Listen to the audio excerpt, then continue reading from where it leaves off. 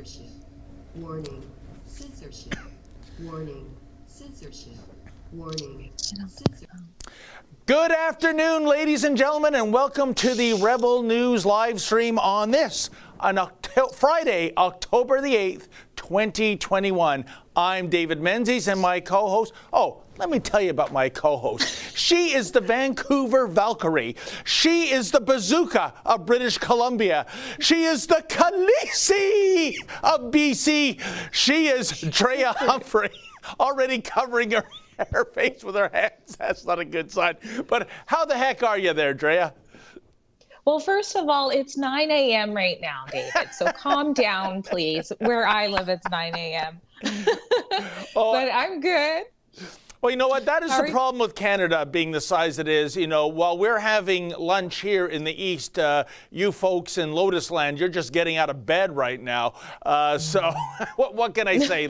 Life in a big country. And it really is a big country. Number 2 by size after Russia, of course. And I never understood why the band Big Country made a song called Big Country, and it was about Scotland, which I think could fit inside Lake Ontario. Who knows? But I'm so happy you've pitched in to help us out with the live stream, Dre. I think it's the first time we've co-hosted the live stream together. I think it is. I've only been on like Rebel Roundup with you before, so this should be fun. Okay. Well, and evidently we're going to be rotating hosts on Fridays. As people might know, once upon a time, Ezra Levent did all the live streams, and then he's had so much on his plate. He's the busiest man in showbiz, I would say, that he had to scale back, and he's just now scaled back entirely. Well, with good reason. I mean, he has his own show to be concerned with. He's got to run this company. We have lawsuits like you wouldn't believe. Not against us. We're going to bat for, thousands of our viewers, as it turns out, Drea. So there's just only so many hours in the day. So as a result, the other Rebel News staffers are chipping in to put on the show. And I hope you like it, folks. And if you don't, guess what? No refunds. Anyway, I think this is where, Drea, you're telling people the ostensible policy reason of this next 58 minutes. Oh my gosh, you guys, I don't even know what you mean. I'm going to be honest, I don't know what you mean. Oh, okay then. Well, I'm new to this. Sheila usually takes care of that business, but what it is, folks, is a lot of you might be watching us on YouTube. At some point, we're going to have to exit the YouTube highway, not necessarily because we want to, but because we have to. There are so many censorship rules in YouTube, rules that were just updated days ago, by the way, that not only can we not talk about certain subjects, I can't even say to you what those subjects are. Such are the censorious thugs of Silicon Valley. And I think, no, I was going to add something there, and I've already self-censored myself. So how do you like that? So if you want, if you can, please go to SuperU. Please go to Rumble. Please go to Odyssey. These are platforms of free speech. No one's going to censor you there. And there are all kinds of mechanisms that if you want to give a donation to us, what's that, Mr. Producer? That's right. Here's the quid pro quo. You give us some do-re-mi, we read your text. And you don't have to worry about being censored because by that time we'll be off the YouTube platform. So that's the scope of things, folks. And there is so much to talk about.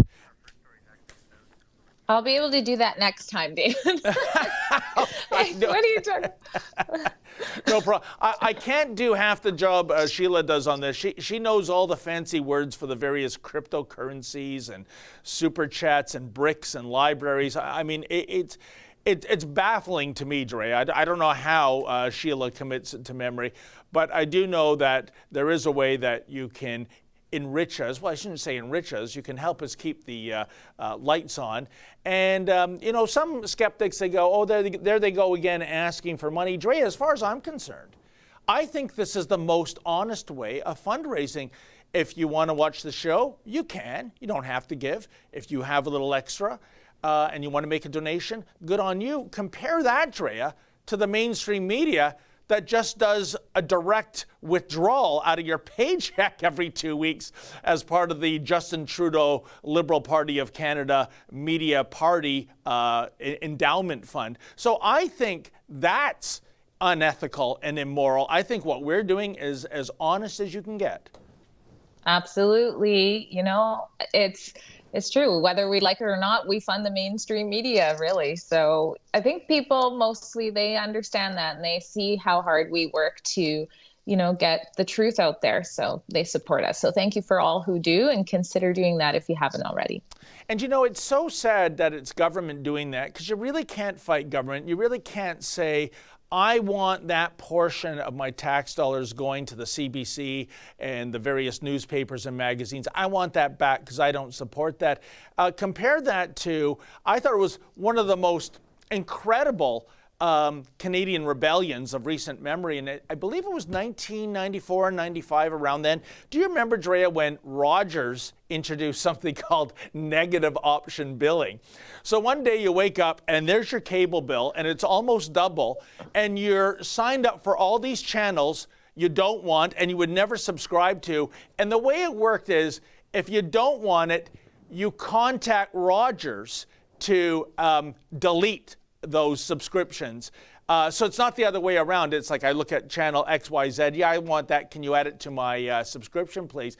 And what I recall were lineups of hundreds of people outside Rogers' offices, not only canceling the negative option billing channels, but canceling their cable service outright. They really shot them in the foot. I don't think that kind of billing, if memory serves me, I don't think that's legal anymore. In other words, we have some bad news. Uh-oh. Look at that. But it said, but that's the key thing, isn't it, Mr. Producer? Negative option billing persists despite laws. So in other words, if I read that correctly, those who are doing negative option billing are breaking the law, right? Okay, but the point is, in a very convoluted way, I know, right? I'm going to go back to bed. Yeah, unlike Rogers, Drea, the government can use negative option billing with our tax dollars. Isn't that just grand? Yeah, it sounds like very Canadian, if you ask me. Yeah, you know what? It is. In Canada, we have a love of monopolies and oligopolies here, whether it's banking, telecommunication services, gas. So, yeah, I guess it's par for the course. And speaking of oligopolies, wow. Are we even allowed to talk about this, Mr. Producer? Because I see the first note on my sheet here is Google and YouTube, well, same thing, to prohibit ads and monetization on climate denial content.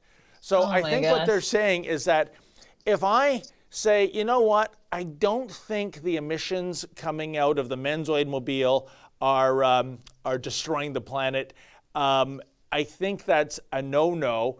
And like I said, because this is they're talking about prohibiting ads and the monetization. Well, actually, Mr. Producer, we've already been demonetized, but we certainly don't want to be deplatformed. So here's the deal, Drea, and I'll let you take it from here. We can talk about the policy, but not what the policy is against. You got that?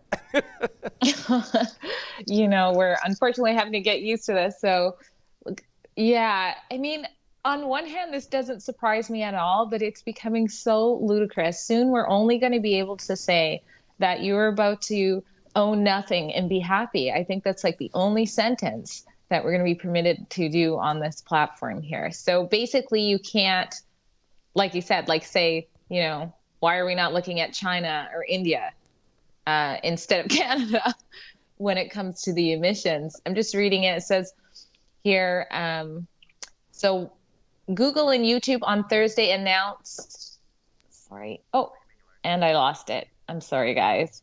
Oh, there you go. I was trying to read it on my device here. and then lost it. I lost it. Oh, no worries. Well, I was about to read it, but it just disappeared off the screen. I think what we are seeing, here we are. Google and YouTube on Thursday announced a new policy that prohibits climate deniers from being able to monetize their content on its platforms via ads or creator payments. Why it matters? It's one of the most aggressive measures any major tech platform has taken to combat climate change misinformation. You know, it brings to mind that Latin phrase that translates into English, who watches the watchers? Isn't it funny, Drea, that the Silicon Valley tech giants, that when Google first started and YouTube came along later, then we had Facebook, we had Twitter, it was come one, come all. Come to the wild west of free speech. We love you all.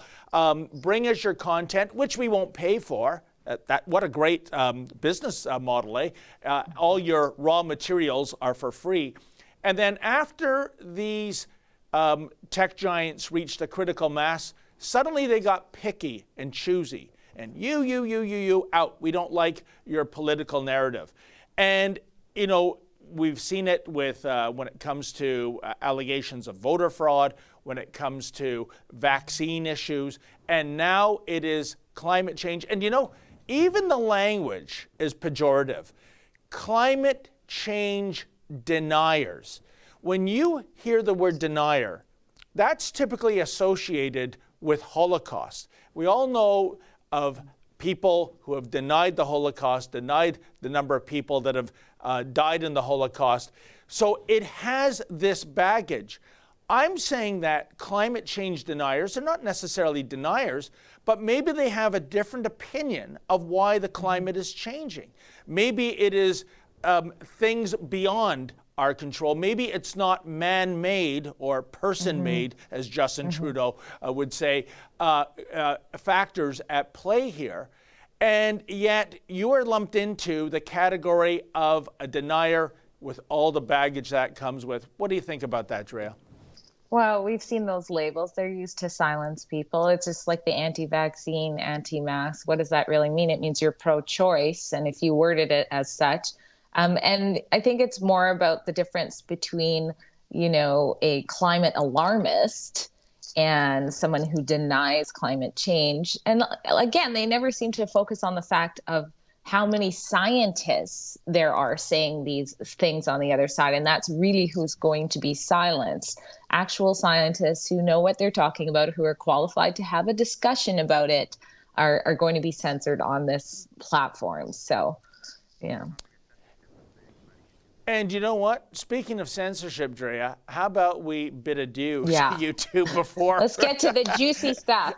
I don't want to get a memo about trouble we're in right? thanks to something I said, even if it's truthful and factual. So, folks, if you can ramble into rumble, as the car dealer used to say here in Toronto, go to Odyssey, go to Super U. That would be super fantastic, and I think we are now off the YouTube platform, so we can speak